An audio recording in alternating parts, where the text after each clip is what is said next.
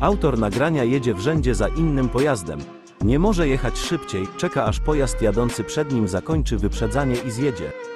Pojazd jadący przed nim prawym pasem również chce wyprzedzić, ma prawo w tym celu zmienić pas. Wtedy pojawia się cham, który nie rozumie zasad ruchu prawostronnego, któremu wydaje się, że jest sam na drodze. Kierowcy jadą w odstępach, ponieważ tak jest bezpieczniej, to nie jest po to, żeby można było ich wyprzedzić. Taka roszada nic nie daje, Passat nie jedzie szybciej. Co więcej, kierowca nie upewnił się, że ma wystarczającą ilość miejsca do wyprzedzenia, w wyniku czego dochodzi do nieustąpienia pierwszeństwa. Okazuje się, że Passat wcale nie chciał jechać szybciej, poza tym jak widać jest zwykłym chamem, który nie potrafi przeprosić za swoje błędy. Autor nagrania jest pierwszy raz w Polsce. Kupił sobie kamerkę, gdy zobaczył, jak się u nas jeździ.